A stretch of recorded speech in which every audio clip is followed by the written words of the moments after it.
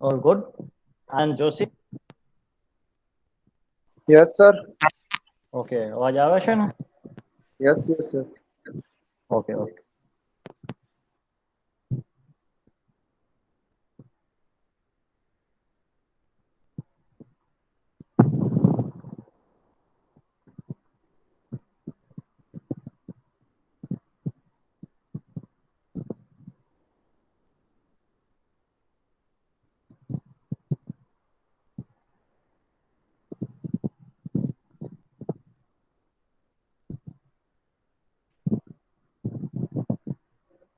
Okay, 28 students are there.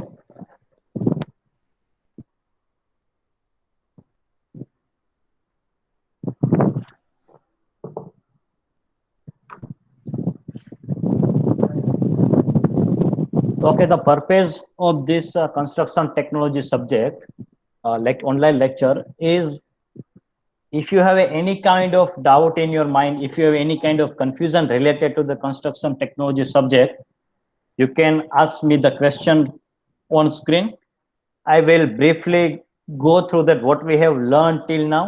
Okay, so I am sharing a presentation with you so that you have an idea regarding what you have learned till now in the construction technology subject.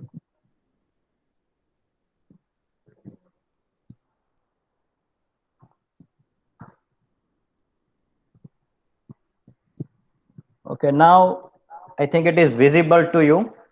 Construction technology presentation. Okay, is it visible to you? Anand Yes, Joshi? sir. Okay, okay, fine. Okay. So this is purely a doubt solving session like lecture. Okay, we will briefly go through all the topics we have covered uh, till now in the construction technology subject. I think this red line is also visible, which I have marked as the subject. Okay, so this is also visible. Now we are talking about unit number 5, construction sequence for a residential building. We need to understand and break the complete sentence into number of parts.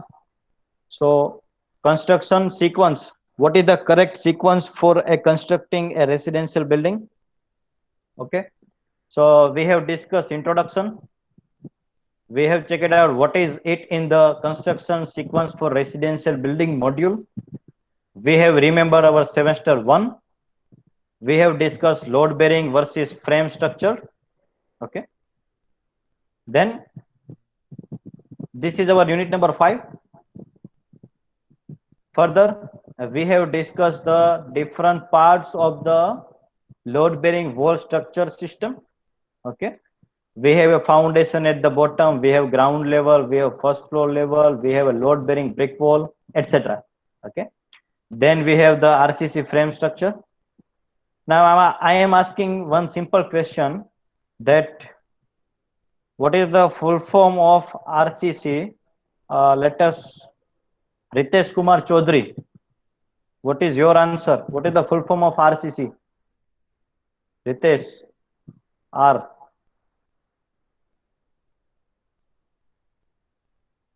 Ritesh Kumar Chaudhary, am I audible? क्या हाँ, sir? RCC का full form बताइए।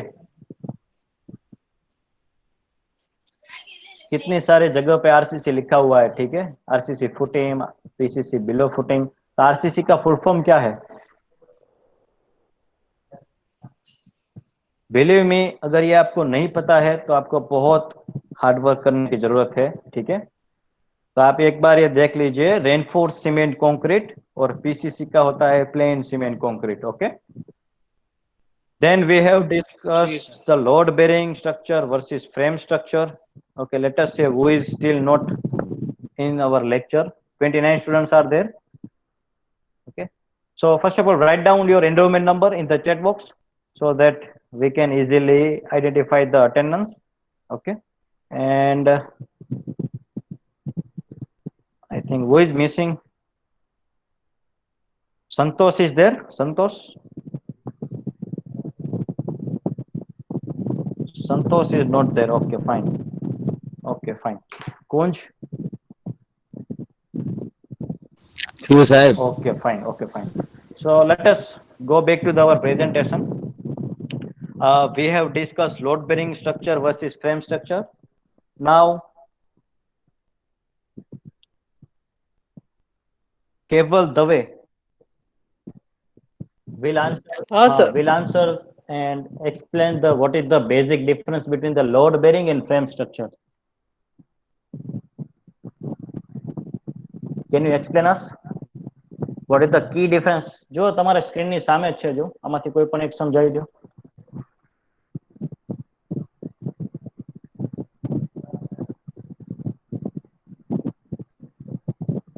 કેવલ? हाँ sir, नहीं आवड़े। હા હા, બોલો, જવાબ આપો.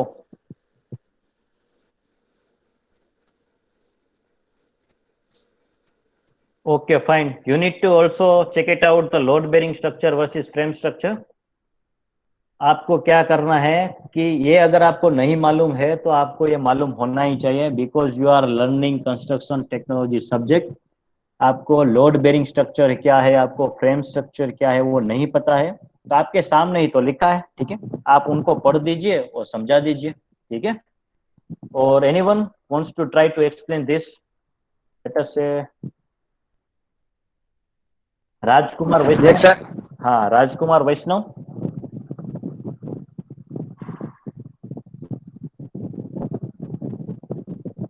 રાજકુમાર, are you there?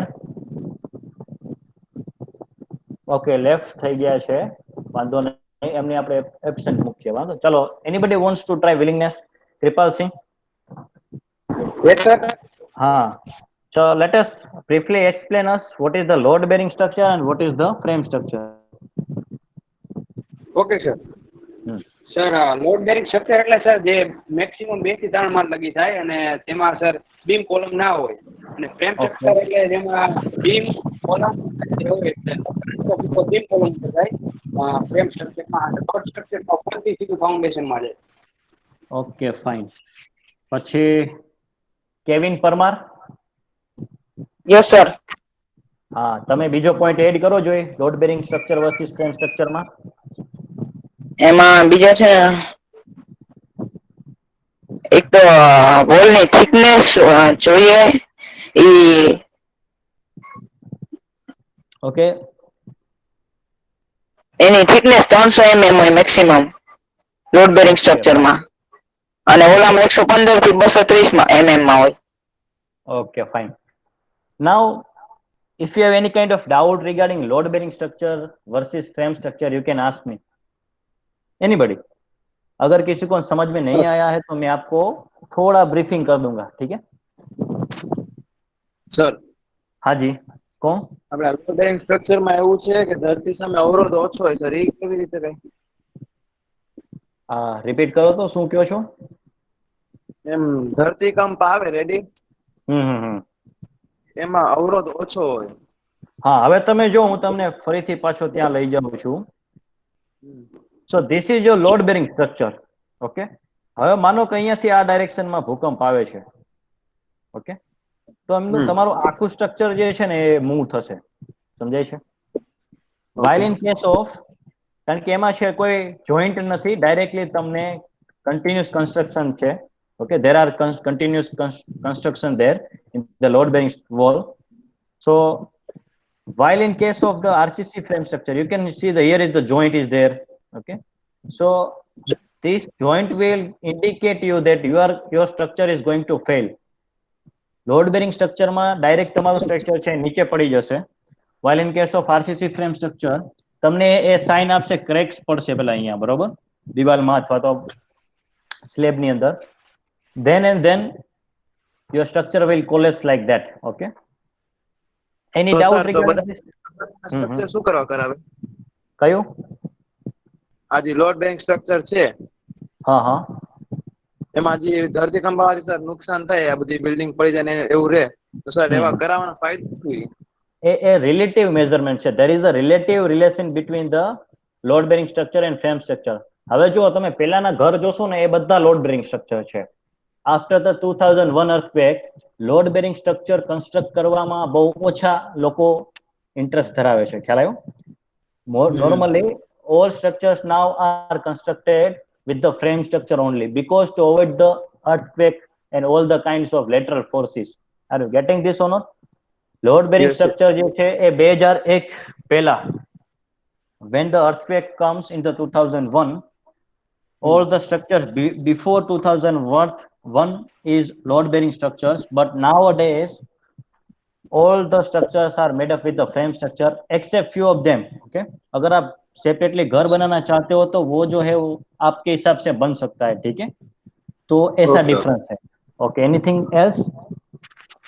No. Okay, fine. Then let us move on. We have discussed thoroughly load bearing structure with the frame structure.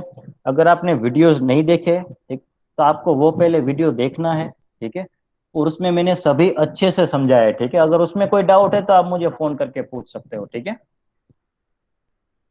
Okay, this what we have learned in previously. I have given you 9 images, 1, 2, likewise, until end. So I have given you a task to create a story, a technical story based on these 9 images. Okay, and I explain more detail in this video. Okay, तो अगर आपने ये video, अब आपको क्या करना है, नया सीखने के लिए मैंने ये आपको ये वीडियो दिया है. तो जो अच्छे बच्चे होते हैं, ठीक है, कुंज जैसे, और सभी अच्छे लड़के, ठीक है, तो वो क्या करेंगे कि यहाँ पे जो है दूसरे जो वीडियो इसके टाइप के जो है वो देखेंगे और सीखने की ट्राई करेंगे, ठीक है. सभी लोग रेगुलर है. एक विकास, कौन है विकास बेत्रोजा, वो है इस लेक्चर में? विकास नहीं है, ठीक है. तो आपको क्या करना है आगे सीखने के लिए, ये वेबसाइट आप रिफर करो, ठीक है, और दूसरी जो इसके टाइप की है वो भी आप सीखो, तभी आपको ज्यादा क्लियर आएगा, क्लियर आइडिया आएगा रेसिडेंशियल बिल्डिंग के बारे में, ठीक है. तो ये हमने फ्लो चार्ट सीखा था. इसमें कोई डाउट है? मैं रेंडमली पूछता हूं, ठीक है, मैं बारी बारी से किसी को भी पूछ सकता हूं. आप हमें बताइए कि इसमें कोई डाउट है तो मैं पहले सोल्व कर देता हूं, फिर आपको एक्सप्लेन करने के लिए बोलता हूं, ठीक है. Any doubt in this?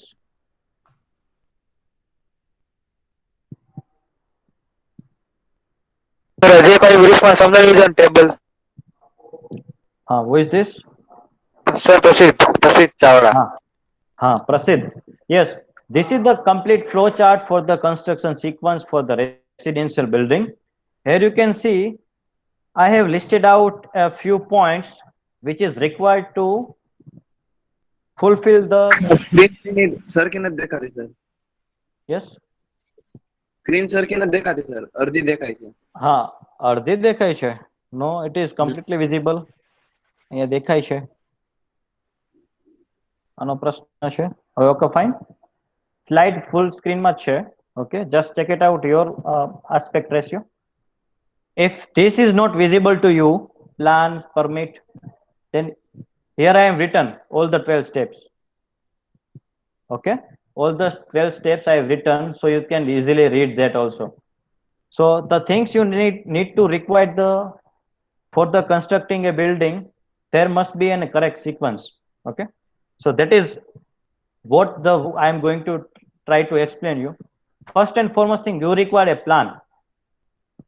Okay, then before that, in parallelly, you require to select a contractor and financing, very important thing. Okay, then after the plan, you require certain kind of the permission and insurance. Then site preparation, foundation construction, framing of your residential building, roof, interior, exterior, landscaping, that is your gardening, water fountain, punch list for the record maintenance purpose, project and warranty period. So this is the sequence how we are going to construct a particular residential building. Okay, तो सबसे पहले आपको plan बनाना पड़ेगा. तो plan के लिए, plan तो आपको बनाएंगे ही, लेकिन आपके उसके साथ साथ आपके फाइनेंस की रिक्वायरमेंट होगी. ऐसा होता है कभी कभार कि आपने प्रोजेक्ट तो शुरू कर दिया जोर शोर से, लेकिन आप आधे प्रोजेक्ट पर पहुंचे और तब आपके पास पैसा खत्म हो गया, ठीक है, तो वो प्रोजेक्ट जो है वो अटक जाएगा. तो उसके लिए आपको सबसे पहले क्या चीज करनी होगी, आपके पास फाइनेंस होना चाहिए, फाइनेंशियल रिसोर्सेस होने चाहिए. आपके पास फाइनेंशियल रिसोर्सेज नहीं अवेलेबल है तो आप गवर्नमेंट के पास लोन ले सकते हैं, ठीक है। Then go for the plan. आपको प्लान बनाना है।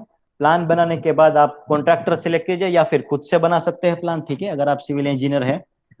देन आपको कुछ परमिशन लेनी होगी गवर्नमेंट से, जो आपको परमिशन देगी कि इस टाइप का कंस्ट्रक्शन आप अपने एरिया में बना सकते हैं। फिर आप वो प्लान को इम्प्लीमेंट करना स्टार्ट कीजिए धीरे धीरे धीरे, और अल्टीमेटली आपका प्रोजेक्ट जो हो खत्म हो जाएगा, ठीक है। तो this is the correct sequence for the residential building.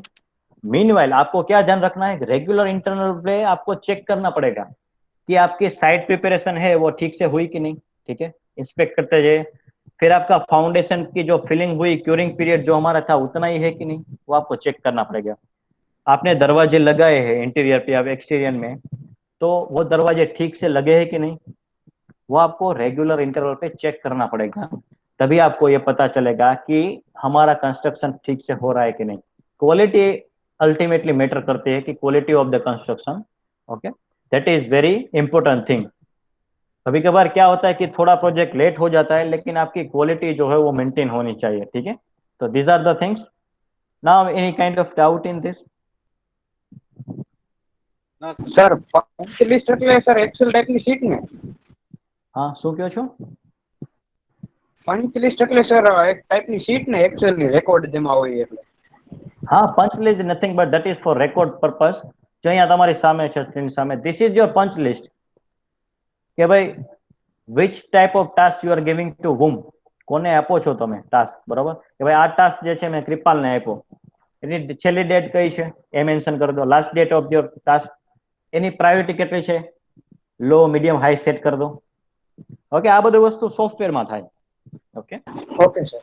Construction મેનેજમેન્ટનો સોફ્ટવેર એક તમને મળે, એની અંદર તમે ટાસ્કનું લિસ્ટ નાખી દો અને એ તમને ટાઈમ કેલ્ક્યુલેટ કરીને તમારા ટાઈમ ટેબલ તમે જે ડેટા ઇન્સર્ટ કરો છો એના આધારે તમને they will provide you a certain kind of the network system also to finish the project as early as possible, okay। तो अंकित कुमार है, ओके। बिहार के से कोई है? दीपक कुमार चौधरी। ये सर। हाँ, आपको ये समझ में आया पंच लिस्ट क्या है? सर जो हम कंस्ट्रक्शन करेंगे उसका डिटेल्स उस पंच लिस्ट में लिखते हैं। हाँ हाँ, जैसे कि मैंने आपको कोई टास्क दिया, ठीक है, दीपक को मैंने ये बोला कि आपका फाउंडेशन का ध्यान रखना है, ठीक है, तो मैंने उसको डेडलाइन दी कि 1 महीने में हमारे सारे फाउंडेशन जो है वो फिलअप हो जाने चाहिए। लेकिन क्या होता है कि अगर आपने ठीक से काम कर दिया तो यहाँ पे मैं रिमार्क ओके लिख दूंगा, ठीक है। अगर ठीक से काम नहीं हुआ तो आप क्या लिखेंगे, not completed likewise, okay, not completed likewise, okay. तो ये आपका हो गया रिकॉर्ड, ठीक है। आप कई कई साइट पे ये हार्ड कॉपी में मिलता है आपको, कई कई साइट पे ये आपको सॉफ्ट कॉपी में मिलता है, ठीक है। तो ये आपका पंच लिस्ट है। अगर इसमें कोई डाउट है बिहार से या फिर कहीं अपने गुजरात वाले से, ठीक है। फिर हमने land acquisition procedure, line out of the foundation, foundation क्या है, उसके फंक्शंस क्या है वो हमने ब्रीफ में बताए थे, ठीक है। फिर plinth civil and civil work, slab and building service, ये दो टॉपिक्स है, slab 1 and building service 2, that is pending, okay. आपको ये सारे जो है वो आपको सिखाए गए हैं, ठीक है। तो अब हम देखते हैं कि लैंड एक्विजिशन प्रोसीजर क्या होता है। मैंने अच्छे से आपको एग्जांपल देके समझाया था कि हमारे गुजरात में रेवेन्यू डिपार्टमेंट है, वो इसका ध्यान रखता है, ठीक है। मैं आपको सिंपल एग्जांपल देता हूं। अगर आप जहां पे रह रहे हैं, आपके पास सारे डॉक्यूमेंट्स है, आपके पास फुल प्रूफ है कि ये घर है वो मेरा ही है, फिर भी गवर्नमेंट जो है वो आपका घर आपसे वापस ले सकती है as a democratic country, okay. तो अगर मान लीजिए यहाँ पे आपका एग्जांपल लेते हैं किसी भी एक का, कि भाई आवाज आ रही है ना ठीक से? Yes sir. ओके। सो मान लीजिए मनन के घर से सोना निकला ढेर सारा, ठीक है। तो मान लीजिए 10 या 20 किलो सोना निकला, तो अगर मनन ये कहता है कि सर मैं आपको सोना नहीं दूंगा, ठीक है, क्योंकि ये तो मेरे घर से निकला है, तो ऐसा नहीं होता है। आपके पास गवर्नमेंट डिपार्टमेंट आएंगे और आपसे बोलेंगे कि ये सोना जो है वो नेशनल ट्रेजर है, वो भारत की राष्ट्रीय संपदा है, आपको हमें वापस लौटाना होगा और आपका घर भी हमें देना होगा। ठीक है, तो मनन इसमें कुछ नहीं कर सकता। मनन को पैसे मिल सकते हैं, ठीक है, अपने घर के हिसाब से जो मार्केट में रेट चल रहे हैं वो, और अलग से जो आपका सोना निकला है उसका अमुक परसेंटेज जो है, थोड़े बहुत 5-7% आपको मिल सकता है। ठीक है, तो ये होता है लैंड एक्विजिशन। आपका, मैंने लैंड जो है, आपका घर जो है वो मैंने पूरा का पूरा ले लिया, ठीक है, तो वो गवर्नमेंट कर सकता है। ठीक है, या फिर रोड कंस्ट्रक्ट के जो प्रोजेक्ट चलते हैं उसमें भी आपका खेत जो है वो वहां पे पड़ रहा है, ठीक है, तो रोड जो है आपके खेत से निकल रहा है तो आपको उस रोड की विड्थ जितना, जितनी जमीन जो है आपको देनी पड़ेगी गवर्नमेंट को। ठीक है, तो ये है लैंड एक्विजिशन। इसमें कोई डाउट है? आपने ये वेबसाइट देखी होंगी शायद, बिहार से आपने कोई देखा है? संतोष है, संतोष? हाँ सर, मैंने देखा है। हाँ, आप जरा, गुजरात के बारे में तो हमें पता ही है, लेकिन आपके बिहार के रेवेन्यू डिपार्टमेंट में क्या ऐसी अलग चीज थी जो आपको नई सीखने को मिली? उसमें तो सर कुछ नया नहीं दिखे, जो गुजरात में था सेम चीज ही देखा उसमें मैंने। अच्छा, आप रेवेन्यू डिपार्टमेंट के बारे में कुछ बताएंगे? सर रेवेन्यू डिपार्टमेंट एक वो डिपार्टमेंट है कि गवर्नमेंट डिपार्टमेंट है। जैसे अगर कोई भी जमीन है, ठीक है, तो अगर सर उसमें कोई घर बना रहे हैं, ठीक है, अगर उसके साइड में रोड है, तो अगर रोड का जमीन घट रहा है तो वो मेरी जमीन को वो ले सकता है, उसका प्राइस जो है वो दे करके। ठीक है, अगर अच्छा। सर प्राइस हमको कम लगे तो हम उस पर क्लेम कर सकते हैं सर, लेकिन उसको ऐसा नहीं कि नहीं दे सकते, ऐसा नहीं है sir. Okay, fine, good good. any other, any student want to add few points in the land acquisition, जिन्होंने कुछ अच्छा सीखा हो, नया सीखा हो? हाँ Anybody? સર हाँ जैनब, हाँ बोलो।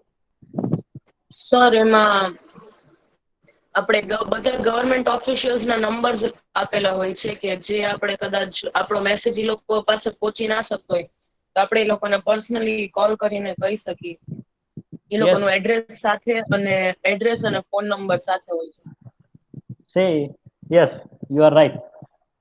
अगर आपको ऐसा लगता है कि मेरा जो लैंड एक्वायर किया हुआ है वो गलत तरीके से किया गया है, तो आप डायरेक्टली किसी को भी मत पूछो, आप उनकी वेबसाइट पे जाओ, वहां से ईमेल निकालो, एड्रेस निकालो, घर पे पहुंच जाओ, दैट इज इट। आपको किसी बीच के आदमी को नहीं अप्रोच करना है, आप डायरेक्टली फोन कर सकते हो। ठीक है, अब क्या है, डिजिटलाइज है सारा चीज। ये रिकॉर्ड पहले जो हमारे टाइम जो था 1990, 1994 या 2000 के साल में, वो डेटा इतना इजीली एक्सेस नहीं कर पाते थे हम। ठीक है, तो क्या होता था कि जो नॉर्मल है, सामान्य जो अपना काम कर रहा है, ठीक है, खेत है, फार्मर है, तो उनको ये पता नहीं रहता था कि कहाँ से कैसे अप्रोच करें। ठीक है, वो गवर्नमेंट के ऑफिस के धक्के खाता रहता है। लेकिन आप एजुकेटेड है, आप वेरी स्मार्ट हो सभी लोग, तो आप डायरेक्टली उनका कांटेक्ट कर सकते हो। अब वेबसाइट का जमाना है, ठीक है, it is a digital revolution. हो सकता है मेरे से ज्यादा फंक्शंस और फीचर्स आपको पता हो वेबसाइट के बारे में, ठीक है, तो ये आपको समझना होगा। ठीक है, एनीथिंग एल्स? खुशी, आवाज है? Okay, Umesh Kumar? Yes sir. हाँ उमेश कुमार, बताइए कुछ लैंड एक्वाजिशन के बारे में। सर यही सर जो ये सब बताए यही जानते हैं सर। ये जो आप अगर बताइए, हाँ वो तो सही है, लेकिन आप बताइए 2 लाइन में क्या होता है। सर ये जो हमारा जितना भी जमीन है वो सरकार ले सकता है, अगर लेना चाहे तो, या कैंप बैठाना हो या कुछ भी यस, करना वेरी हो तो। इंपॉर्टेंट है, very important thing. I am giving you one example. मान लीजिए आप किसी इंटरनेशनल बॉर्डर पे आपका घर है, ठीक है, यस सर। तो हाँ, तो पंजाब, पंजाब जो हमारा स्टेट है, उसमें क्या होता है कि उसका खेत पाकिस्तान में है, रहता वो इंडिया में है, तो ऐसे भी लोग हैं यहाँ पे, ठीक है। तो उनका क्या होता है कि उतना डील किया होता है कि हम जो है हमारे फार्मर्स को एक कंट्री से दूसरे कंट्री अपनी खेती की जमीन में जो सारा काम है वो करने देंगे, ठीक है।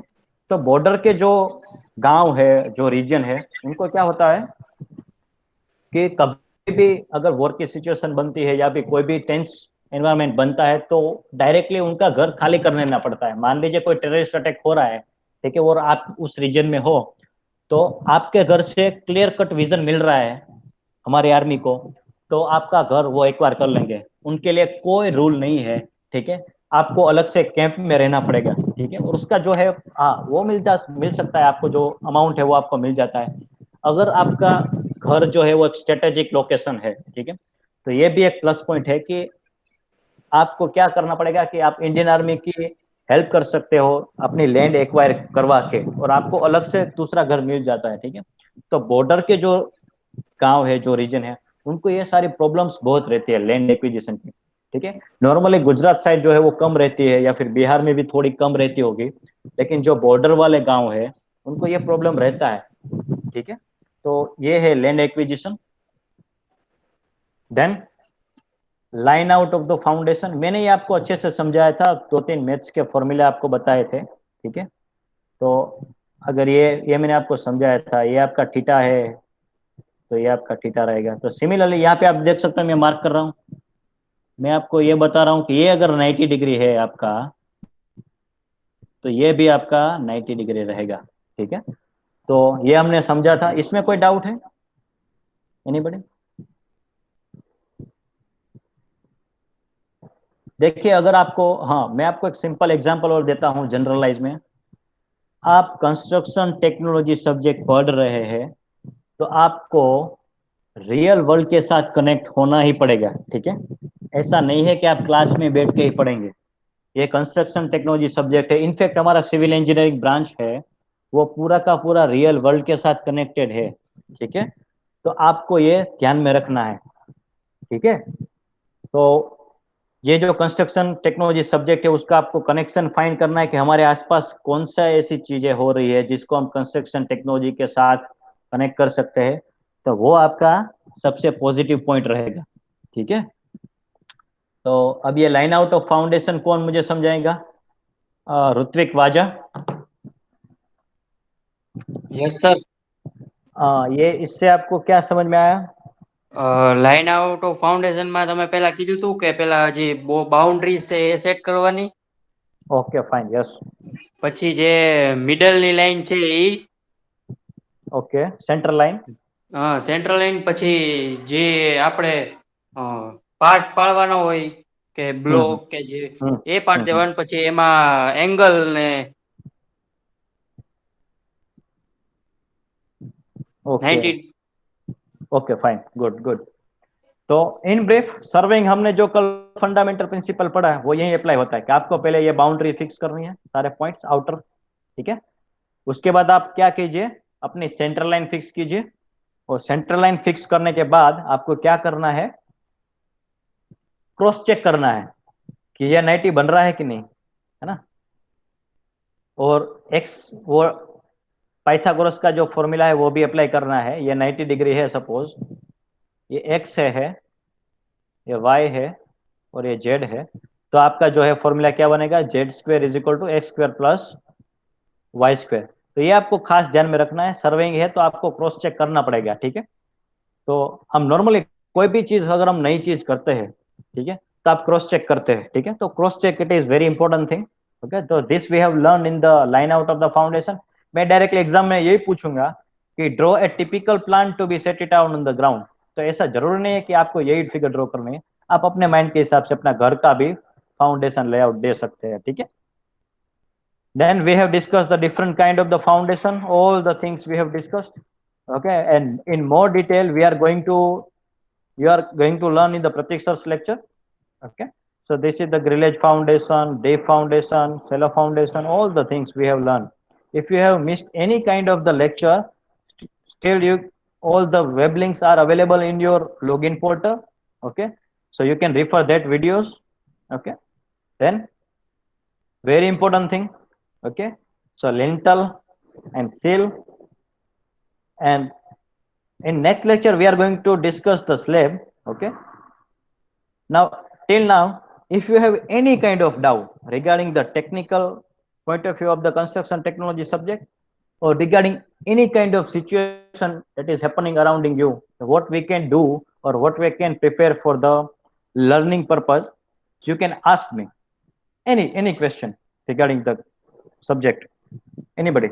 And if you have not written the enrollment number and name in the chat box, please write down. Okay. And yes, anybody, any doubt? No, sir.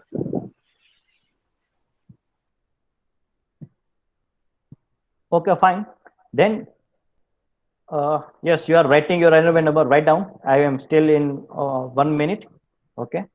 So आपको क्या करना है कि आपको ये टाइम जो आपको मिला है, ठीक है, आप घर पे ही रहते हो, तो उसका यूटिलाइज ऐसे करो कि आपको मैक्सिमम जो है आपको कुछ सीखने को मिला है. ठीक है. Khanjan Parmar has joined now. Okay, Khanjan भाई અવાજ આવે છે? તો સર ચોટીને આવે છે. પણ તમે લેટ આવ્યા ને, લેક્ચર પૂરો થઈ ગયો, વાંધો નહીં, તમે જોઈ લેજો, બરોબર? ઓકે. હા સર. અને ફર્ધર તમારે keep in mind one thing, that you need to connect your study with the real world. That's it. Okay.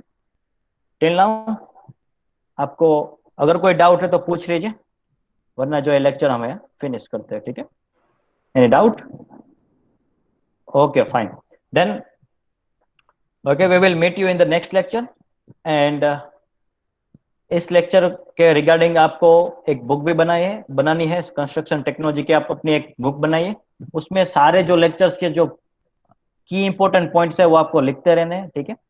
और तब तक के लिए आपको ये अच्छी अच्छी चीजें हैं वो आपको ध्यान में रखनी है. ठीक है, जो भी की पॉइंट्स है. ठीक है. और आप अपनी हेल्थ का खास ध्यान रखें. ठीक है, इस सिचुएशन में. और आप सेफ रहिए, आपका भी ख्याल रखें और अपने आसपास के लोगों का भी ख्याल रखें. ठीक है. Thank you very much and we will meet in the next lecture. Okay, thank you once again everybody.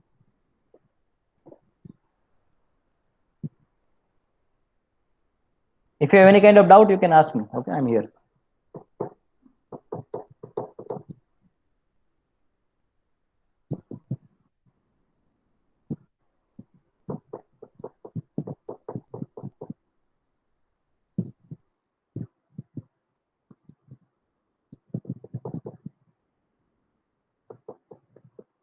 Any doubt?